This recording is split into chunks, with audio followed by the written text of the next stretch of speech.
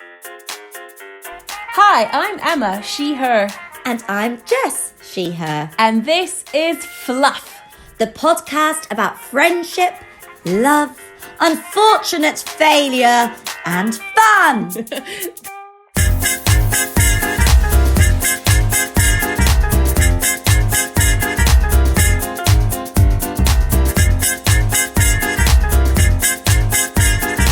Well, I didn't know it was recording, Emma, and we were just talking about a particular habit that might happen in your nether regions. That's not a habit. No, it's just a way of life.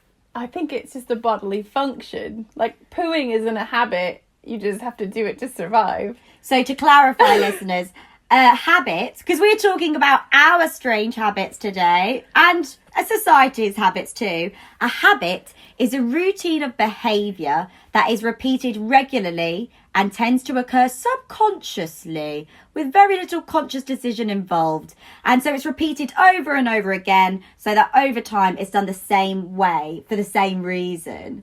So we were just talking about our strange habits the other day. And of course we were like, our Fluff listeners might love this. Yeah. And it's fun. And I feel like at the moment for us and probably for everyone, habits or noticing your habits and the habits of the people you live with is probably at a heightened level if you're all in the same place. Not much else is going on. Yeah. So, because we're recording this in lockdown and we live in a 1-bedroom flat with me and Jess and my wife, Ingrid. So, habits are everywhere. Yeah. And I sometimes think of, when I'm by myself, I might be like, outside of myself looking in going, gosh, if anyone could see you right now with this habit that you do, would they like you? But then I did realise that when I have been in a partnership, a romantic partnership, that actually you got to get them out there and you just accept it. Like my partner knew my habits, was just like, oh, really? But I think you learn to love them. You totally learn to love them. I feel like how you know a partner is right for you is partly in how they accept your weird and strange and wonderful habits, and then sometimes join you in them. I don't know. Yeah. Like, just even before we get into it, I'm gonna whack a story out or a habit out. Ingrid never, ever, ever, unless she's having a bath, removes her socks. And I mean never, everyone. She is always wearing socks. Yeah. And before this, I thought that was outrageous. And now sometimes I wake up in the morning and I'm still wearing my socks from the day before. And you know what? I keep wearing them for the whole next day. Oh, my word. Well, it's save a bit of time in the morning. Exactly. It's efficient. I have never seen Ingrid's actual feet. No. And maybe her wife hasn't either. But even when I've seen Ingrid naked from head to ankle. Like, even when Ingrid just walks around the flat naked or like goes to go and get a shower, she'll still enter the bathroom with her socks on. We're that close, everyone. Yeah. But not her feet. Yes, exactly. But, and you know what? No, I did catch a quick glimpse of one foot the other day and it's a very pretty foot. Yeah, she's got great feet. I think she's afraid of the environment touching her feet. Yeah, I'm afraid of the environment of a sock touching my foot. Like, I want bare feet. I actually want bare everything. I don't put pants on ever, do I, Emma? But that's on my list of your bad habits. Because when I'm home, I'm in the nude. So because we're in lockdown and we're at home, I just want to be naked all the time. And actually, quick anecdote before we get into it. I remember being at an airport, coming back from a holiday with my ex from Portugal. And she always went on to me about the fact that I never had pants on and I had very short shorts on or a dress on. And I was wearing like a long-ish t-shirt. It went to my mid-thigh, but also tank top, so no sleeves. Yeah. I had no bra on, no pants on, so just this bit of fabric over me. And then I got picked for the body search. Oh, how exciting. Lucky security. I know. They had everything to play there. Do you know what? I do the same though. This is a habit. Well, it's because it's the same. I take off on a long flight. I remove all underwear and I put on usually PJs if it's overnight or just something comfortable once I'm on the plane, because my big breasts need to be well contained when walking. Yeah. But then once on the plane, remove all underwear if you're on it for more than 5 hours. But one time, this was with my ex, we were flying to Australia and she was always like, that's weird. And the one time I convinced her to remove all her underwear, we got off the plane and she realised she'd left all her underwear on the plane. So I had to land in Australia, meet my family with no bra or pants. Oh no! Were they in like the little pull-out I think thing? she left them in a bag down the side. Oh my god! And Emma and Fluff podcast listeners, shoes on or off on the plane?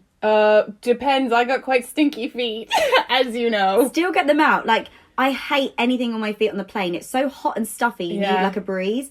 But I sometimes am aware there's a bit of smell that might come if I've been wearing my shoes all day. But I'm just like to the person next to me, the smell's gonna go. Yeah. Just get used to it. Just maybe bring an extra pair of socks to change into. Yeah. Or let your feet breathe in the airport while you're waiting to fly. Wear flip-flops to the airport. Yeah. That's what I say. Genius. Kick them off, because then you don't want to go barefoot into the toilet. That's disgusting. Plus, you have to take your shoes off to go through security a lot of the times anyway, so you might as well be wearing easy access footwear.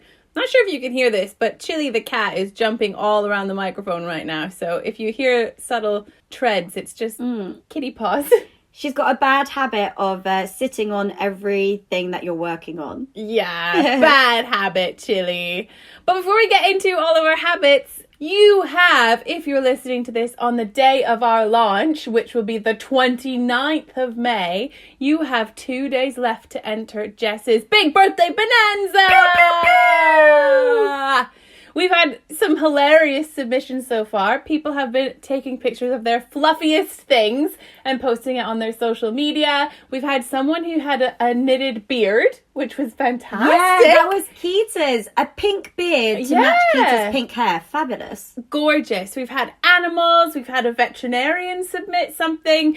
So get involved because there are 3 prizes for the 3 categories: fluffiest, funniest, and funkiest. And Jess, the big birthday girl, gets to make her choice on her birthday, which is the 31st of May, if you want to send her a gift. Oh my word. No, Emma. Yeah. No, Emma, I don't like attention. She loves surprises. No, I don't. I love surprises. Ask me if you need to. If you need to get our address to send us something, message me my gosh. EKD bar.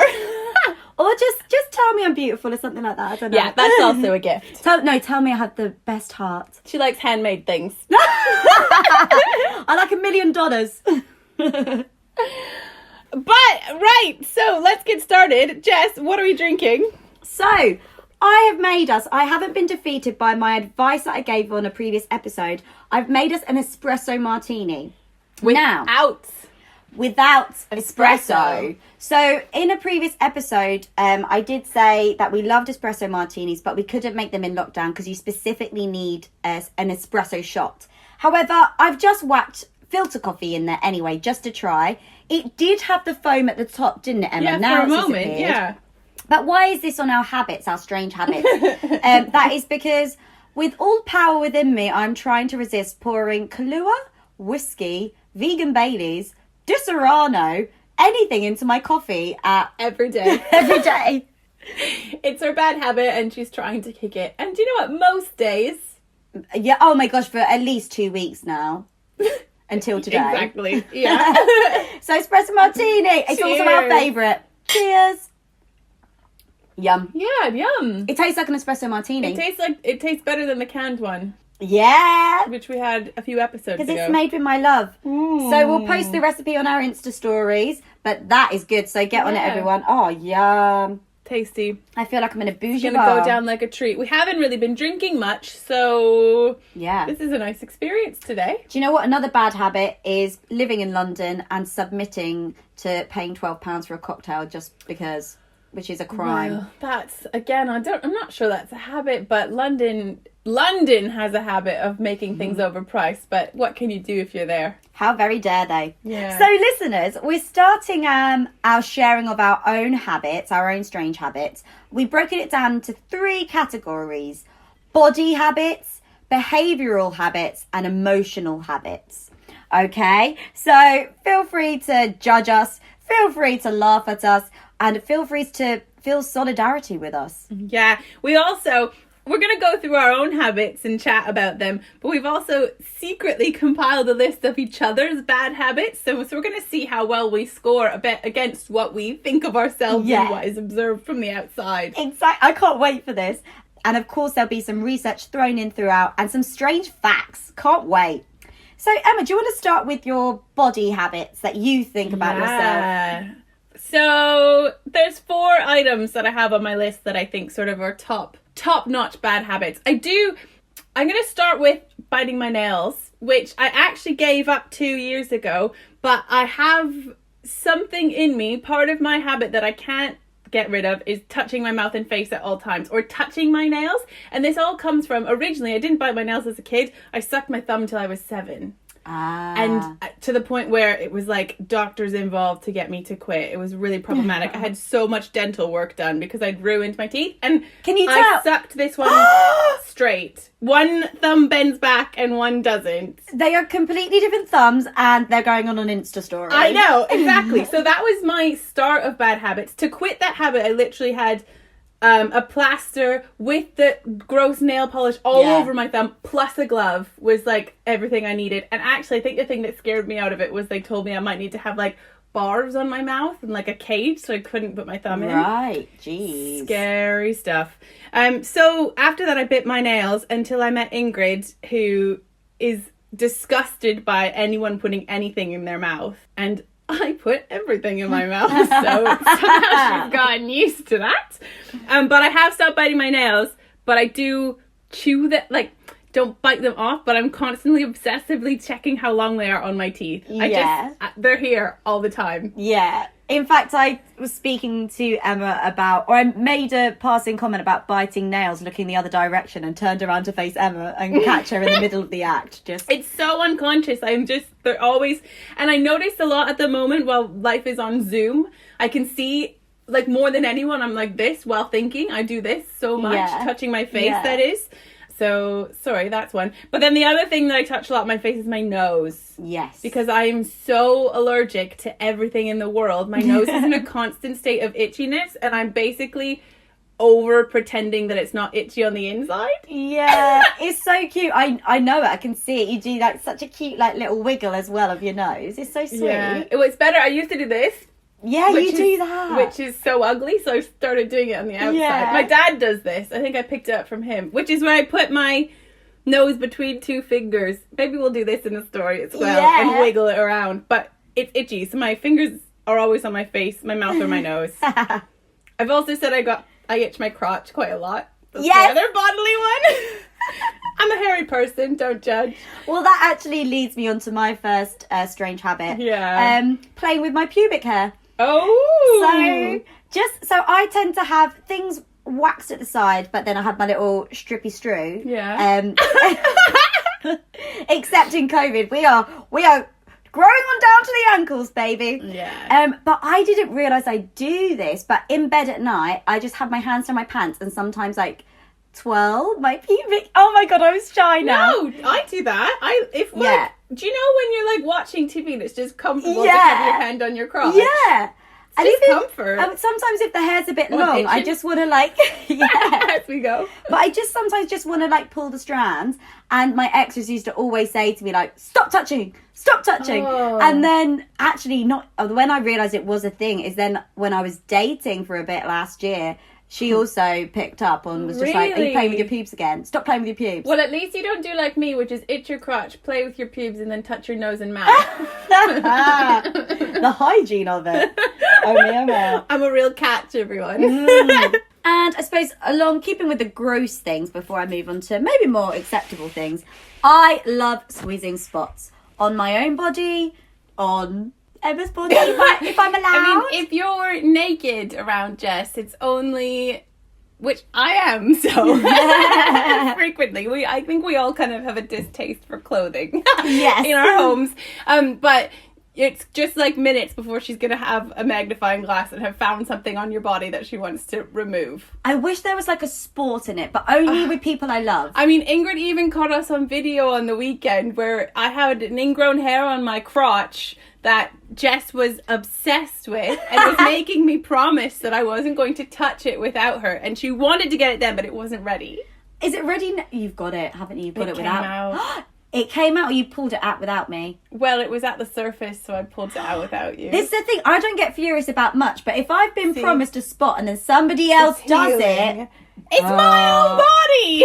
I know, but I'm allowed. To be honest, it was the middle of the night, though, and it was really aching. And I was on the toilet, and I was like, you know, I'm just getting that. I'm not going to wake Jess up for this. No, I do get the sleep thing, because sometimes then you can't sleep because you know it's there. And sometimes Emma and Ingrid bid me adieu, buonanotte. And then I'm in bed, and I just find something, and then I put my torch on it, and I'm like, oh my God, there's an ingrown hair. There it is. And that's my 2 a.m. for you, everybody. Yep. What else? So I have abnormally long second toe, so the one next to your big toe. Yeah. And I always cross. How? This, I've been told, is quite disgusting by some partners. I don't think it's disgusting. How do you do basically, that? they're really long, and I cross my big toe and the toe next to it like over, and I just I always play with them and like twist them together. My toes don't look though. You can move your toes side to side. Yeah. I can't move my toes side to side. Yeah, but this is my little comfort, my little habit. Guys, there are so many Insta stories coming at you about this episode. I feel like this is very visual. It is visuals, doesn't it? Another big one of mine is, I call it lying on my left. To the point where my ex always used to say, you're doing that lying on the left thing, aren't you? So basically, after every meal, or if I've got a bellyache, or if I feel a bit gassy, I need to lie on my left. Oh. So I only sleep on my left because I think this is how I digest better. So basically, I don't... But isn't there like facts about sleeping on your left?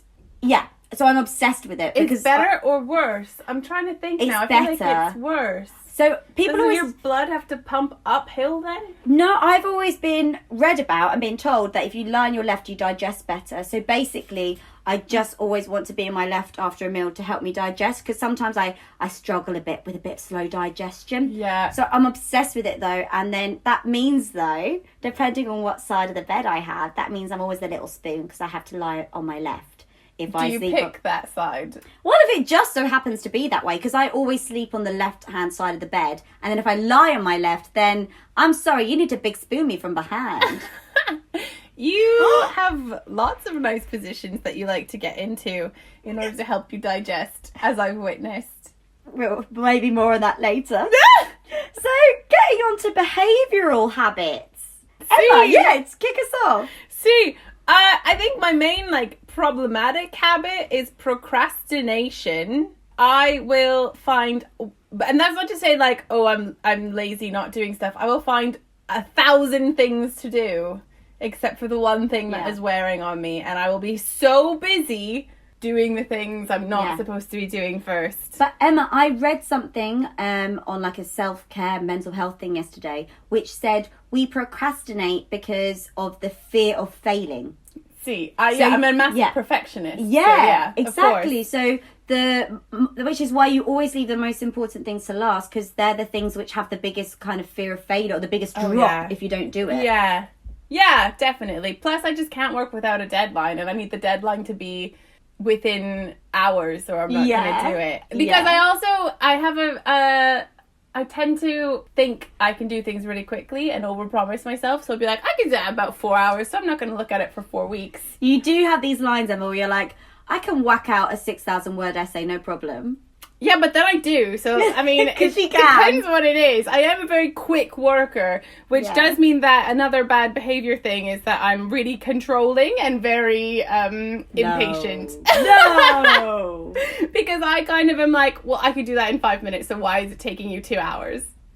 It is quite... I mean, I suppose some things you're saying, and I am like, well, this is what I would say about you too. But in a way, I really struggled to find things about you, Emma, because you are perfect to me. No, but you of all people can say, it's as my creative partner and best friend, you are controlling and impatient. Yeah.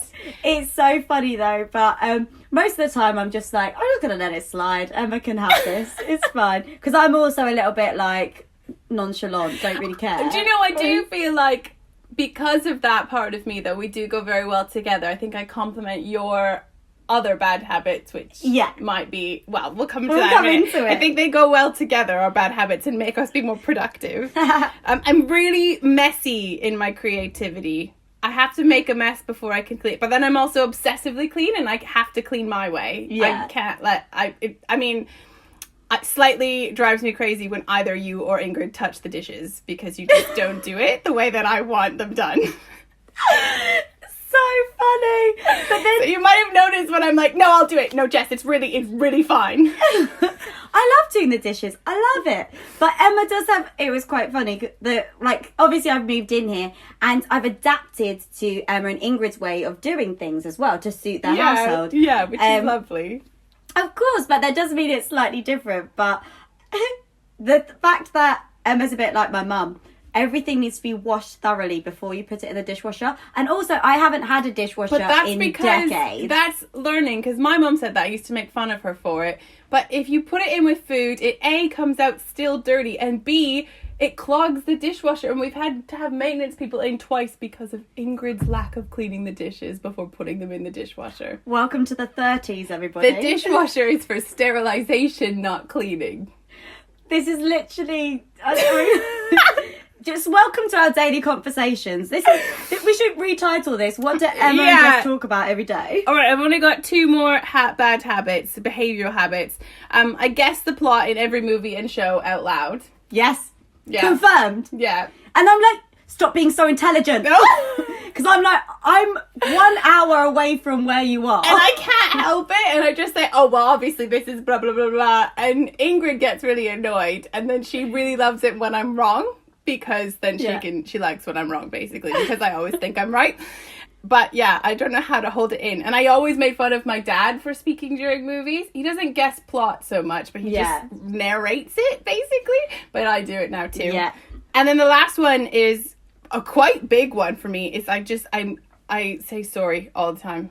I think it's a very Canadian thing, but it also has to do with my lack of self-esteem. And I always think that I'm the one who's made the mistake. Yeah. You're not. I'm just looking at her. I'm like, she's so perfect. Ingrid literally is constantly telling me to stop saying sorry. Yeah. I think it's one of the main things she says to me every day. But who always tells me not to say sorry? Me. Yes. I learned, but I just can't apply it to myself. Exactly. Emma's best advice, there's so much, but one of the best advice is in emails, don't say sorry, say thank you. Well, but I had to learn that. I learned that from my boss. Yeah. Thank you for passing on. Yeah. Saying sorry it's cultural as well. Like, it's a very Canadian thing. It's also British. People say it, especially more than Italians. So, of course, it's like, Ingrid's like, what are you doing saying sorry all the time? Yeah. Oh, damn. I want a bit of that, like, Italian fire. Yeah. Jess, what are your behaviours? So, I got a few. Mostly, my habits is that I talk like Shakespeare, I've put here. I think that is a habit because I never used to, but I got into a system of saying everything in a metaphor or poetry. And I've had to kind of also rein that in a bit to be understood.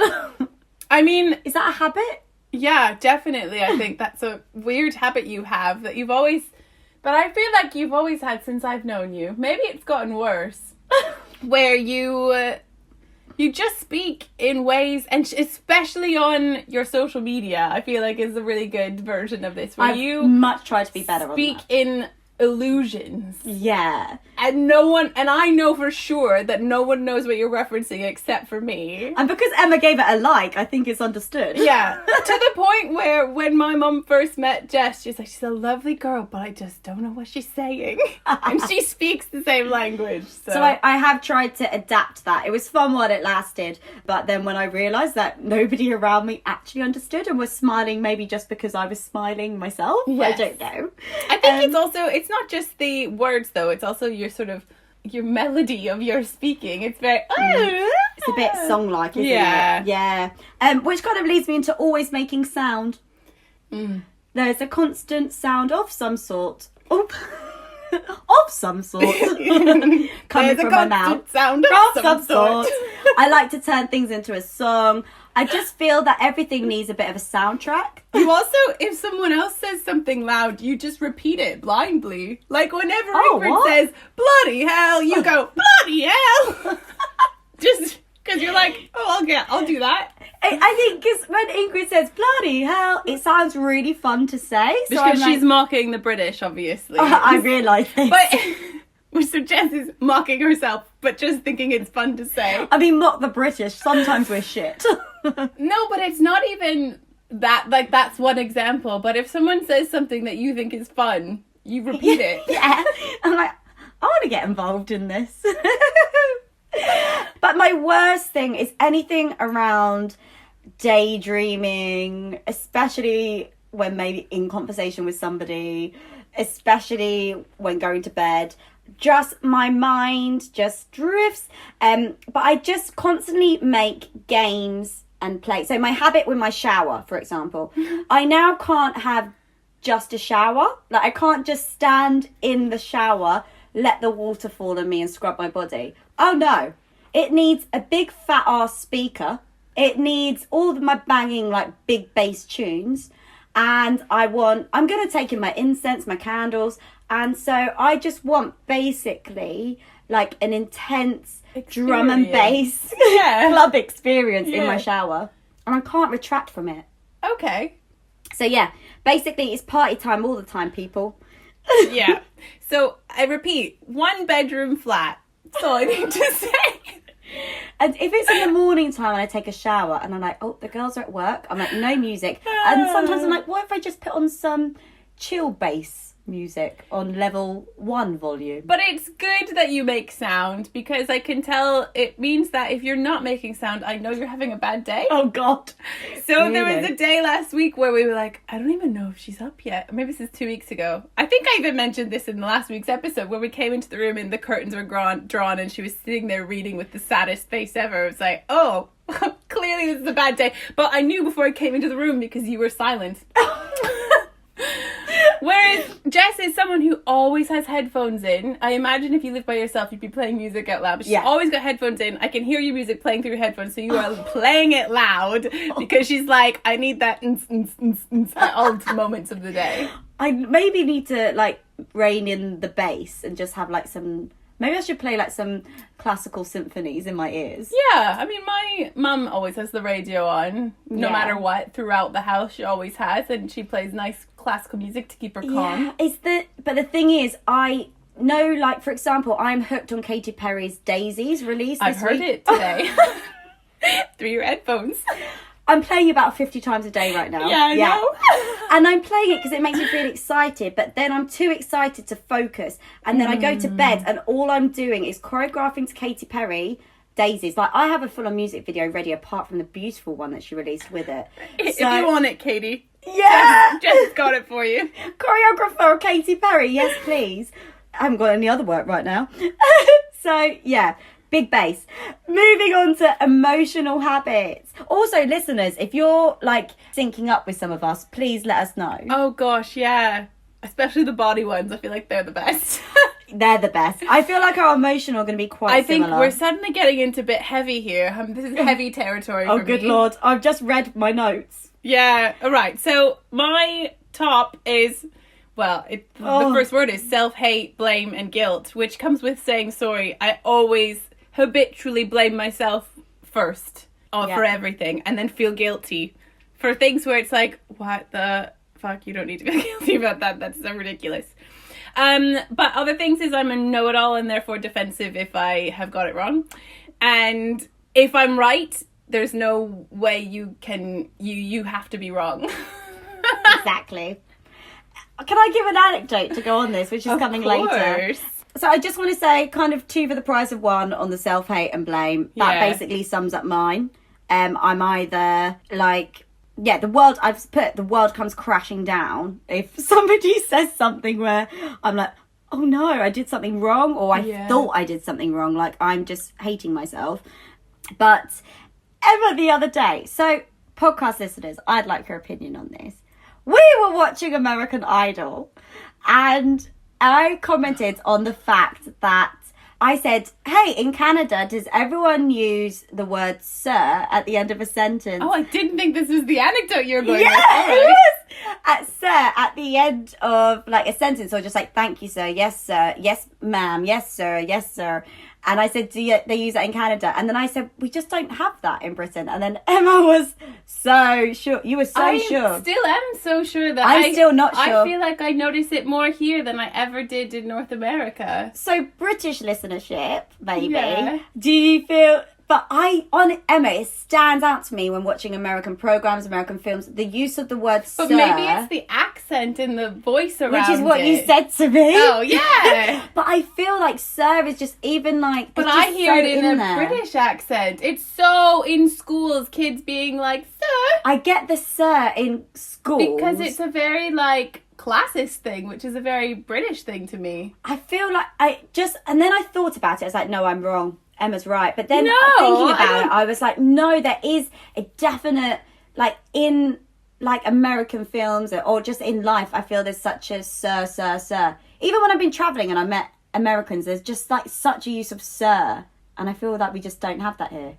I feel like it's I think it's equal. I don't think it's more here. I think it's equal. Should we put it to our listeners? Yeah, let us know what you think about the sir dilemma. The sir dilemma. And this is the only dilemma that we actually have because apart from pyjamas. Because Jess usually lets me be right. Yeah, I always let her be right. And I'm taking a bit of a risk here, actually. Well, I don't think I'm wrong still, but I also don't think you're wrong. I think we're both right. I do feel like this is a strange example because it's just about experience. What were you thinking of when I was speaking about American Idol? Well, let's not go into it. Okay. Emma, are you okay? Yeah.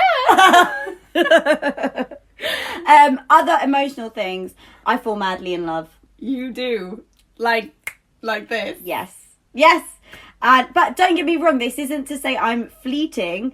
Once you have me, once I'm in love with you, I'm there. Yeah, as long as you're giving back, then she's in love with you for life. It's just that. Yeah, but if you then, like, and the thing is, for me, I will then push myself, even if somebody says they love me and then isn't showing me that, but I'm like, but they say they love me. Yeah. So I'm giving them everything until the point where I'm like, but I feel shit because they're not loving me back. But so it's easy for me to love you, but then... Because I then often become a carer. I don't know. Then it's like, so I'm staying with you. But then once you piss me off, I'm gone.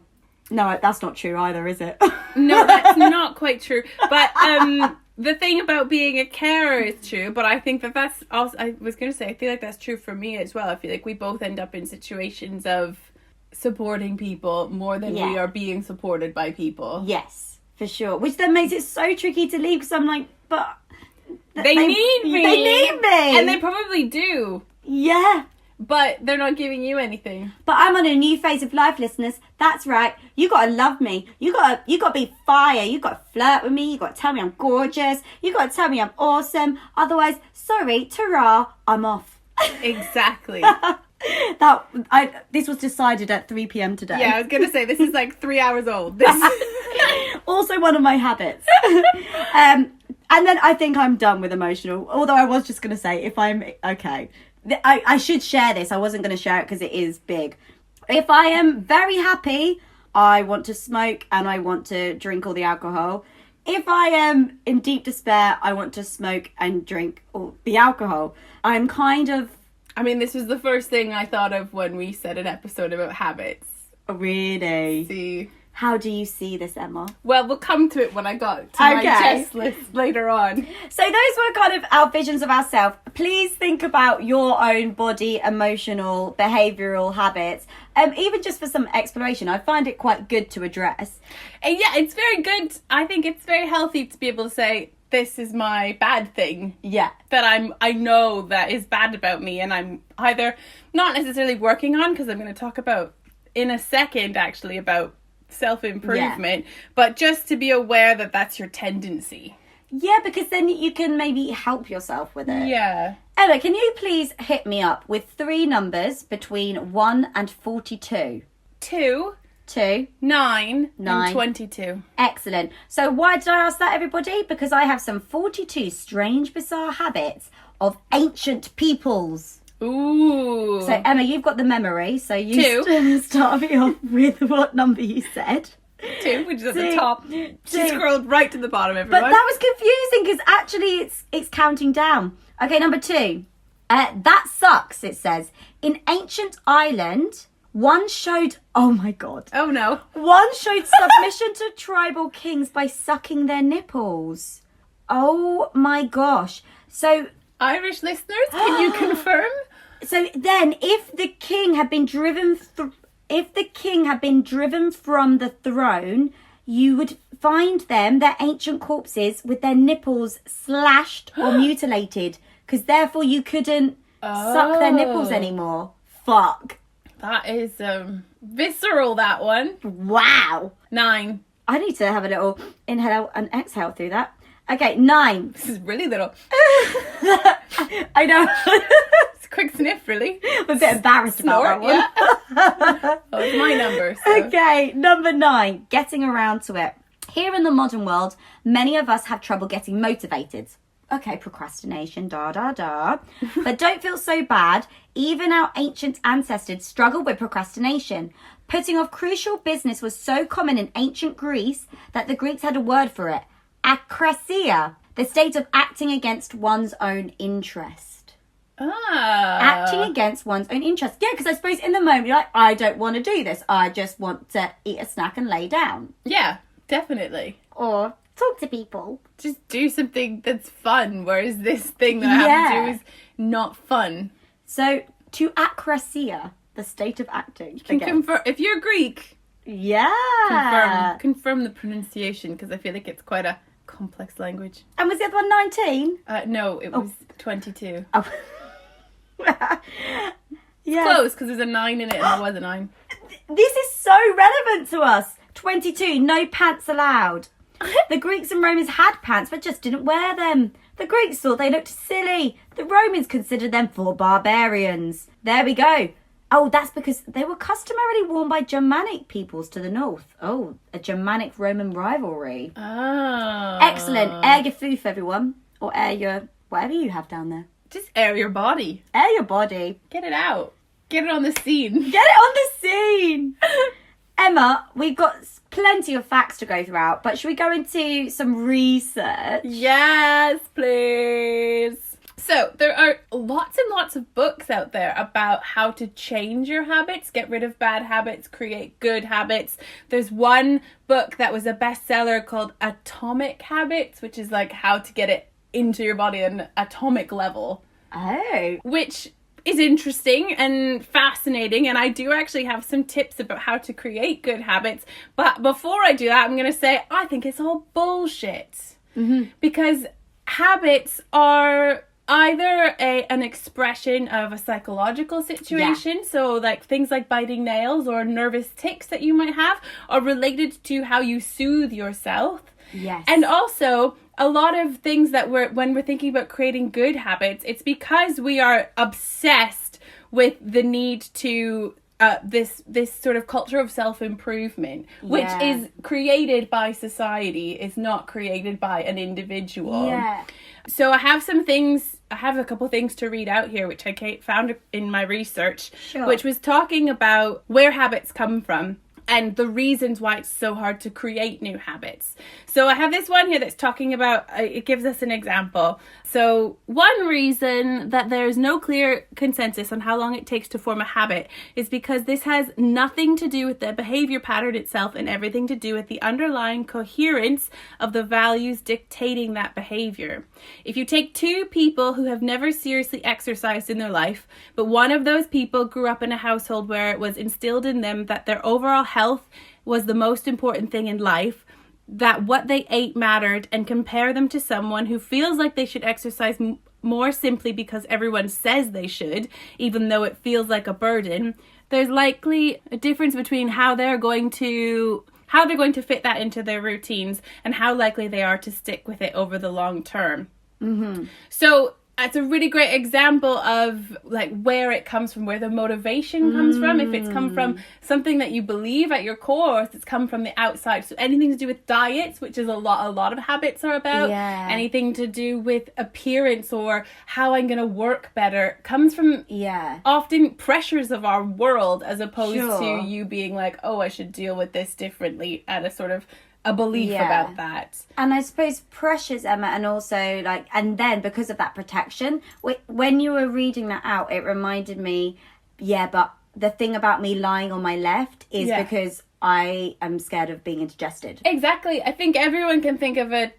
The research I was finding was saying research on habits has increased in the last 20, 30 years, but that's because consumerist society has increased and the idea of self-improvement has increased. But it's literally a psychological thing. It totally is. So the problem with most attempts at habit change is that they focus on the behavior above the mindset. It's easy to consume a list of 5 or 10 habits that promise health, wealth, and happiness, but it's a lot harder to go into your own mind and deal with the incoherence of values that stops you from doing what you should. But that even still, this research here is saying what you should or shouldn't do. And there's a lot, I think it's quite problematic to say that you should eat this way or you should exercise this way as a healthy habit. And this is where it comes into consumer society. We are being sold on the need to upgrade all parts of ourselves all at once, including parts that we did not previously know we needed upgrading. Yeah. Which is totally true. Every time you look at a magazine, every time you consume media, it's like, here's how to better yourself. Even us as Fluff end our episodes with tips about what you can do better on our topics. Yeah, and I suppose that comes from the place of being like, we know this might feel difficult, so here's some tips for it. But I suppose where there's a level of self-acceptance and then it's hard because I suppose you might have to equate how much of the habits affecting you or impacting you, like definitely which are kind of habits which are just part of your daily life and you don't even realize, or which are things which you do get a sense of, this is protecting me right now, I need it.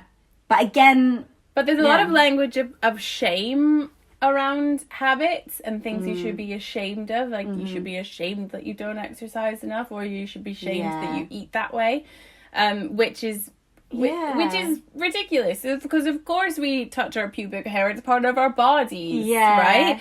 And then the last thing I want to say is just that there's not the problem with self-improvement, this language or the idea of make this habit for yourself and teach yourself to exercise a little bit every day, is that there's not at a point of arrival when it comes to self-improvement. So we are in this state of constantly trying to better ourselves. So what are you trying to achieve with saying, I want to make this, I want to create the habit where I read in bed every day, which might be good because of the health, but the part that is just creating the habit is just because people have told you to, is where it gets difficult. And that's like New Year's resolutions. Exactly. But it doesn't fall in line with your mood. So like I've discovered during lockdown, for example, there was one week where we all didn't leave the flat and our mood was really low. But otherwise, like I've been on a full-on week of going for my daily runs, making sure I do my yoga, and I'm feeling good. But I just know that if something hits me emotionally, then we might be on a little roll of staying in. So it's hard to...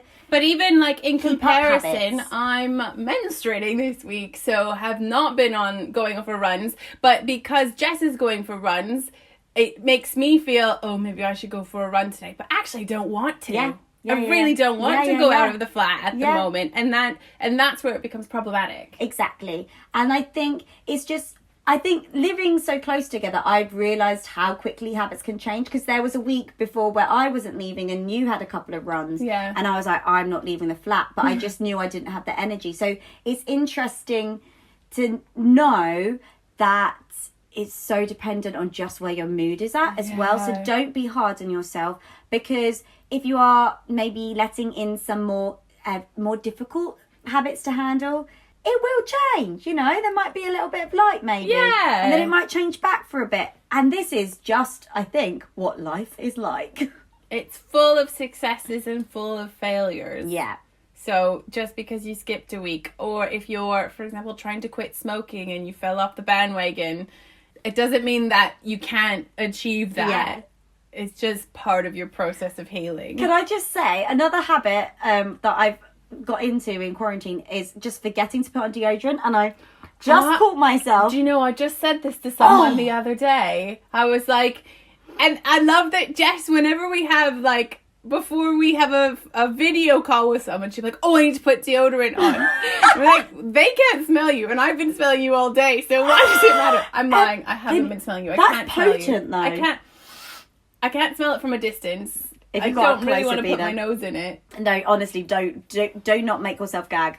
So talking about how life is full of the ups and the downs and the wits and the whats, this has clearly been happening since ancient times. So Emma, give me 3 more numbers for 3 more facts, and then we'll talk about what we observe of each other's habits. Okay, 12. See? 29. And 32.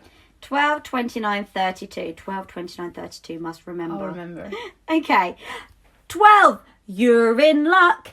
The Romans used human urine in industries like leather tanning, and some of these companies even paid a urine tax for the privilege.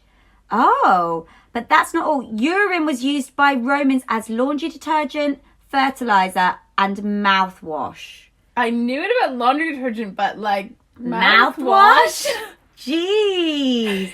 And a Bloody urine tax. Italians. So you literally are paying for your own piss. Jesus. Okay, moving on to 19. Ancient times. Okay, so yes, punctual Romans carried around portable sundials. Yep, excellent. Not like the watches we have today or our mobile phones. Each sundial came with specific instructions on how to use it, based on one's geographical coordinates in the season. But the Romans didn't rely on a regular 60-minute hour like we do now. They relied on the Egyptian example of a 45-minute hour through the summer and a 75-minute hour in the winter. Okay. Oh, wow. So 45-minute hour summer, 75-minute winter, all on their sundial, personalised to their geographical coordinates. I suppose the planet wasn't as populated for people to make such personalised sundials. Yeah, of course. Amazing. And don't tell me, Emma, don't tell me 22. No, well, 19 was actually wrong. Oh, was it? And we did 22 last time. Oh, it was God. 29 and 32. Okay. But let's do 29. 29. Sorry about that. Sand. Keeping sand out of their food was a huge problem for Egyptians, I can imagine.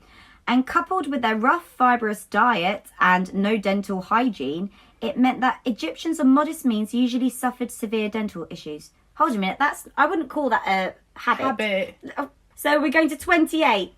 Chickening out. Roman navies always kept chicken on board their ships, but they never intended to eat the birds. Rather, the chickens were offered cake. If the chickens pecked the cake, the Romans were sure to have luck in the upcoming battle. There we go.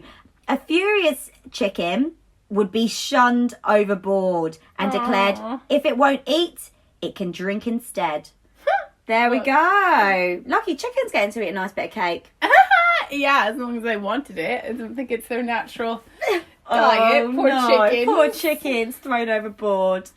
Okay, listeners, we are now at the time where we're just going to finish our episode by revealing what habits Emma and I, best friends, have learnt about each other that we maybe didn't quite know before or have just confirmed even more solidly about each other whilst living in lockdown together. See, and we're going to compare it to what we thought of our own selves.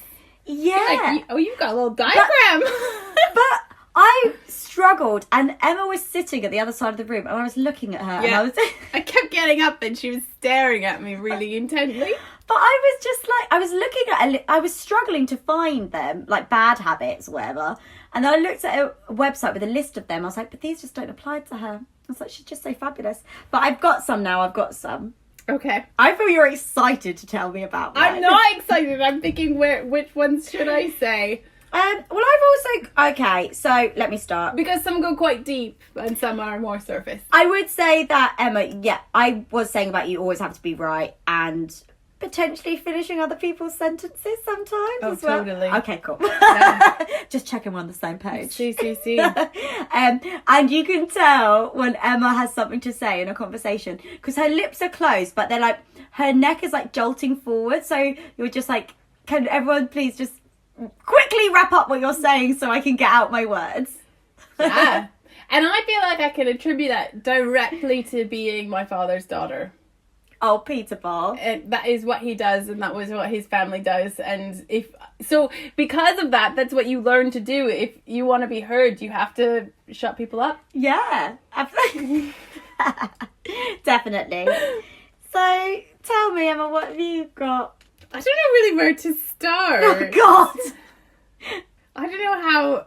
Okay, I'm going to go for a behaviour one. Okay. And this is a guess, actually, but I think it's something that...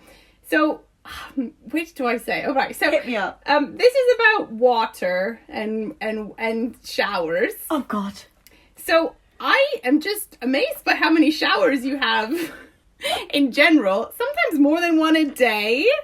And so many showers. And then sometimes I'm concerned because the water is running long before you get in it. And I'm wondering if you poo while the shower's running. Oh, my God, And I'm just thinking about water wastage more than anything. So, oh, my God, I cannot believe you've actually... realise this, because so basically what happens is I get into the bathroom and I have full intentions of getting in the shower, and then I feel like I hear the water running and then I need the toilet, and then I'm like, fuck, the water's running, but then I'm doing a poo. No, I thought it was strategic so we didn't hear your poo sounds. A couple of times it's been that. But yeah, basically I never used to have as many showers, definitely not more than one a day, but it's where I when I have a shower I wash all the bad thoughts away in my head. That's what it is. Or the stressful thoughts. So in COVID, she might be having 2 a day. Yeah, basically. I'll give you some money for the water bill. Whereas, it's really noticeable to us because we've both changed, or I've changed my shower habits in the last 5 years, and I only shower 3 times a week. So it just feels like we're like, she's in the shower again. Yeah, I fucking love it. Soz. Okay, back to me. This isn't actually one that I would notice myself, but I've noticed it through Emma's wife, Ingrid, turning off lights. Oh, yeah. So Ingrid wants, well, this is a habit of Ingrid. Ingrid wants all lights in the house turned off at all hours of the day and night, whereas Emma will maybe go to the bathroom and not turn off the light or might leave on the lamp on her desk, and then guaranteed 1 minute later Ingrid will come in and be like, who didn't turn off the light? Yeah. Or just... That's a lifelong habit. If you ask my parents, they'll be like, they always would go out and then I would freak out and turn all the lights on in our house, everywhere, every single light, because I didn't like being in the dark. Right. And I would just leave them on. So I don't notice lights on because that's where I feel good. Yeah. And I don't notice them in the rest of the house. I notice the bathroom one just because it's a closed space. So I'm like, oh, we don't need the light on there. But I know that must be a thing between you and your wife. Well, it's not. She just turns them off. Doesn't really bother me. Sometimes she says... She comes in looking at us both, though. Yeah, like, she gets annoyed by it. Doesn't bother me. And then I don't want to dob Emma in, so I just sit there quiet. Although yesterday I got in trouble for your light. I left off a light. Yeah. Happens sometimes. Yeah. Emma? All right. Well, I don't know if you go into motion or body. Obviously, you have bad habits around sleep. You have lots of bad habits around sleep, and I think you actively prevent yourself from sleeping by being bad about that. But I don't want to. I feel like I've talked to you a lot about that. And also, as I said before, smoking and alcohol were the first things I thought of when we thought about bad habits. Only because, you on a good day or a bad day are gonna resort to that as like, but it's just been a really hard day. It's just such a great day. You're like, or even worse, because it's not just the highs and lows. I'm just really bored today. You're like, okay, Jess. Always a reason. But I guess, no. Do you know what I know? I'm going to tell you the one that actually bothers me. Oh my God, tell me. But to the point where, like, it doesn't bother me for me, but I just want to get involved. When you go to bed, you don't wash off your makeup. Yes. Not all the time. But if I've had a drink... 75% of the time, because see Exhibit A, a good day, bad day, medium day, you have a drink. Yeah. Jesus. No, it is true. And what happens is normally when I'm at my home in London, I will have a shower in the evening as well. So then I wash off my face. Right. Whereas here, I'm being, like, careful with my water To use. the point where the other day, you were like, I just can't be bothered to get up and wash your face. And I was like, can I wash it off for you? Yeah. And Jess thinks that I'm doing it out of love for Jess. And I was like, I just can't deal with the makeup on her face right now. I need to wash it off. And I was just laying in her lap. I was like, you're such a good friend, Emma. It's really satisfying. Yeah, thank you. You can do that every night if you want. All right, fine. Secret Jaeger bombs. Oh, yeah. Yeah. That is a habit. In a way where I miss them so much. I remember the day that I found out that Emma takes herself away in a club or a bar and has secret Jaeger bombs on a night out. Yeah, I just get to a point of intoxication where I just need a Jaeger bomb, but I was always told that they're a really dirty drink and people judge you for it. And I just didn't expect, I just never let Jess in on that. And so I would be like, I just have to go to the toilet. Yeah. And I would go get like 2 for $1 Jaeger bombs Yeah. and do them both myself. And then when I found out, because you were really drunk and we went to the bar and you were like, I'm going to get a Jaeger bomb. You're like, I do this thing. It's called a secret Jaeger bomb. And I was like, let me in on this. I was like, I will be your secret Jaeger bomb cohort. No problem. But a secret Jaeger bomb is still quite fun because then you come back and you're like, I just did a cheeky thing and you don't know. I'm going to find my cheeky thing. So in all honesty, Emma, I really did struggle. I've got here, I don't know, it's an excellent memory. I don't mean a bad habit, but a habit. No, that's just a way of being. I do think it's something you have to practice though, but I think it's to do with my method of learning. I tell you what, Emma. Emma, you have the smallest font on your Mac I have ever seen. Really? It's so small and everything is on a really dark background. And if ever I need to use Emma's Mac, I am just like, please give me the biggest lens glasses because I cannot see a thing. Oh. Yeah. Well, do you know what this has just reminded me of? A bad habit of yours Oh, good Lord. that would drive my mother crazy. Yeah. Jess likes to read in low light, and that's quite bad for your eyes. And then Emma's habit is telling me off when I'm doing something that does not help my health. I think one of my worst habits is I cannot hold my opinions in. So basically the other day I was reading in low light and Emma said, you really shouldn't do that.